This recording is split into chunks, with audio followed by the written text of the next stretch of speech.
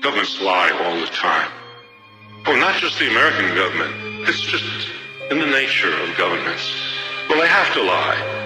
And since they don't represent the people, and so since they act against the interests of the people, the only way they can hold power is if they lie to the people. You don't know what I know. You can't see the spreading stain of deception. I am cruel to myself. Things will never be the same. If they told people the truth, they wouldn't last very long. I will hold my silence like a weapon in my hand.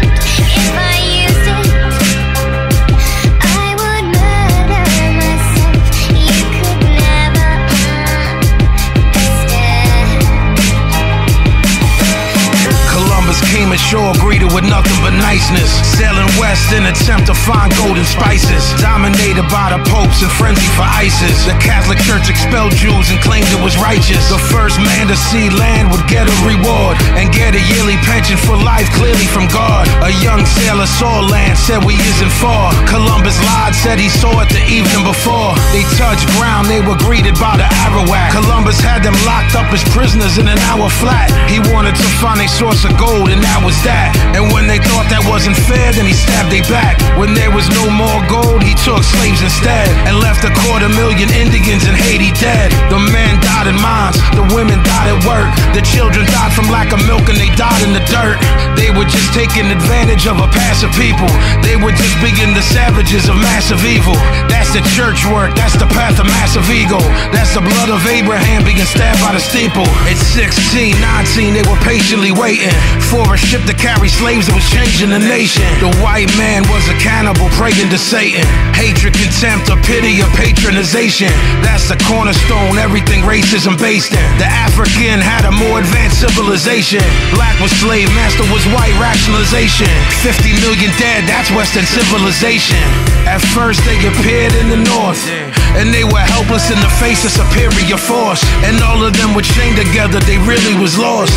Racism isn't natural, it's merely divorce. Before the slave trade, black was considered distasteful. By the Oxford Dictionary, I found it disgraceful. It's not a natural tendency to be bitter and hateful. It's an actual enemy of the critical staple. Slavery grew as the plantation system grew. The reason for that's kinda easily traceable. Society of helpless dependence was capable of saying fuck a slave master, you in slavery too. 7 slaves were put to death for murdering master. Fear of slave revolt had them developing faster. You a Catalan killer, an elegant bastard. I would burn the white man while smelling the ashes. From time to time, white man was part of the resistance. White indentured servants wanted no part of the system. King Philip's War showed that if people would listen, that they could maybe break the complex chain of oppression. Tyranny is tyranny, but that's a concession. But the women, they was treated like that of possessions. Black women had it work cause they was abused. That's the white justification of Aryan blues. The next move was to dominate the Mexicans. James Polk dominated them like they was next to kin. He sent Colonel Cross to lie to them and let them in. 11 days later his skull was crushed, so message sent. We take nothing by conquest, that was the mantra. The military wasn't human, they were just monsters. Henry David Thoreau refused to pay his taxes, denounced the Mexican War and got locked in shackles. The 20th century opened, anger re-emerged. Reality of ordinary life was being heard. Anarchists and feminists came from factory work. Communism, socialism seemed to be rebirth. War is the health of the state is what Bourne said.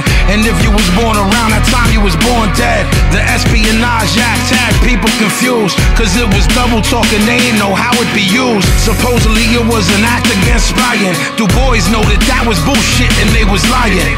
Charles Schenck was arrested in Philadelphia for printing and distributing leaflets cause they was helping you. He was indicted, tried and then found guilty, and spent 6 months in jail. Don't that sound silly? Had his freedom taken away by his own nation. But there's a lesson, do not submit to intimidation. The act still exists today and the shit is real. Supposedly Kennedy tried to have that shit appealed. Eugene Debs did 10 years for no purpose. He obstructed the recruiting and enlistment service. The post office started taking mail privileges of magazines who printed anti-war sentiments. A socialist named Fairchild had it right. He said that they can shoot me but they can't make me fight. They sentenced him to a year in jail and that was reckless. 65,000 men, conscientious objectors. They were sent to army bases to work there. They were treated sadistically and were hurt there. They were strangled with a hemp rope till they collapsed, and officers punched their stomach and their lower back. A garden hose was placed on their face with a nozzle about 6 inches from them so they couldn't swallow. The war ended in 1918. The government was just trying to wipe the slate clean. Hemingway wrote Farewell to Arms. Dalton Trumbo wrote Johnny Got His Gun.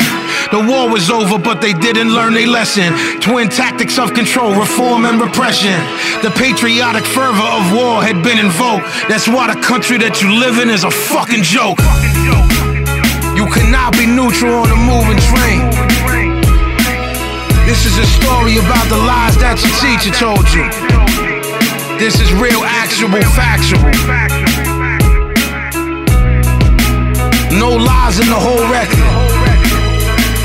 If you don't believe me, look it up. I'm trying to share the shit that I learned with y'all. Do the knowledge. Your government does not care about you. The people in power do not care about you. Understand that. Power to the people.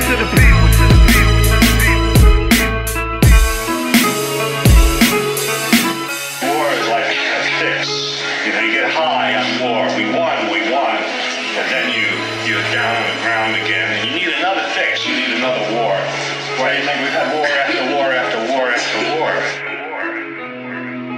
Every war they say, this is the end. This is the last war. In World War I, they said, this is the war to end all wars. And then not long after that was World War II. And then soon the United States was waging war in Korea and then in Vietnam. If you study history, what you learn is that wars are always accompanied by lies. Wars are always accompanied by deception.